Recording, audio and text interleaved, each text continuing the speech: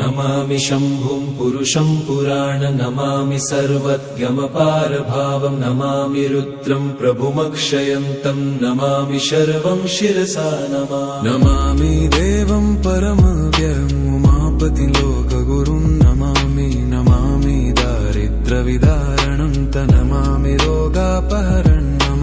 नमामि कल्याणमचिन्त्यरूपं नमामि विश्वोत्थबीजरूपं नमामि विश्वस्थितिकारणं नमामि संहारकरं नमामि गौरीप्रियमव्ययं तं नमामि नित्यं क्षरमक्षरं तं नमामि चिद्रूपममेयभावं त्रिलोचनं तं शिरसा नमामि कारुण्यकरं भवस्य भयङ्करं वापि सदा नमामि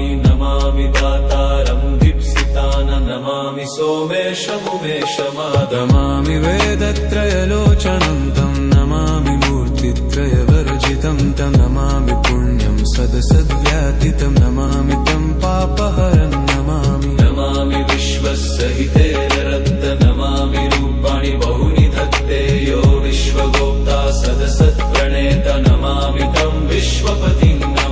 यज्ञेश्वरं सम्प्रति हव्यकव्यं तथागतिं लोकसदाशिवो यः आराधितो यश्च ददाति सर्वा नमामि दानप्रियमिष्टदेवं नमामि सोमेश्वरं स्वतन्त्रम् उमापतिं तं विजयं नमामि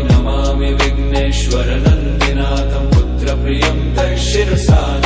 नमामि देवं भवदुःखशोकविनाशनं चन्द्रधरं नमामि गङ्गाधरमीशमीड्यमुमाधदं देववरं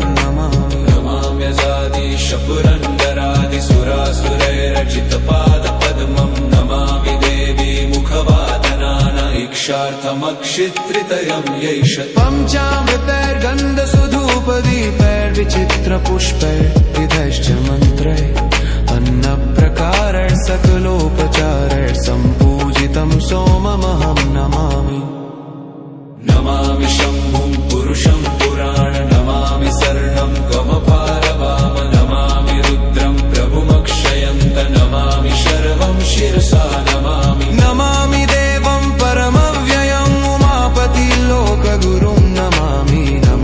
दारिद्र्यविदारणं नमामि रोगापहरं नमामि कल्याणमचिन्त्यरूपं नमामि विश्वोत्थबीजरूपं नमामि विश्वस्थितिकारणं नमामि संहारकरं नमामि गौरीप्रियमव्ययं नमामि नित्यं क्षरमक्षरं नमामि चिद्रूपममेयभावं त्रिलोचनं तं शिरसा नमामि यज्ञेश्वरं सम्प्रति हव्यकव्यं तथागतिं लोकसदाशिवो यः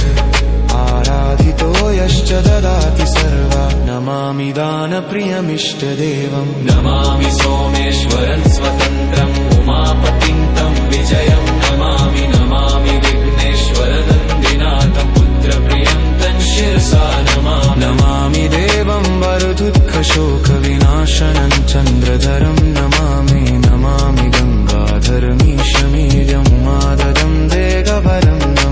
नमामि कल्याणमचिन्त्यरूपं नमामि विश्वोद्भवीजरूपं नमामि विश्वस्थितिकारणं नमामि संहारकरं नमामि गौरीप्रियमव्ययं नमामि नित्यं क्षरमक्षरं नमामि चिद्रूपममीयभावं त्रिलोचनं तं शिरसा नमामि शन्नेश्वर सम्प्रति हव्यकवं ततिं कतिं लोकसदाशिवो यः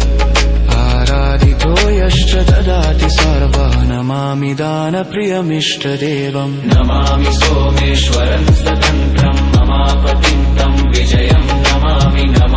विघ्नेश्वरं पुत्रप्रियं तं शिरसा नमामि देवं भवदुःखशोकविनाशनं चन्द्रधरं नमामि गङ्गाधरमीशमीड्यमुमादहं देवरवं नमाम्यजादीश पुरन्दरादिसुरासुरैरचितपादपद्मं नमामि देवी मुखवादनान इक्षार्थमक्षित्रितयं येष पञ्चामृतैर्गन्धसुधूपदीपैर्विचित्रपुष्पैर्विधैश्च मन्त्रैः अन्नप्रकारैः सकलोपचारैः सम्पूजितं पूजितं सोममहं नमामि।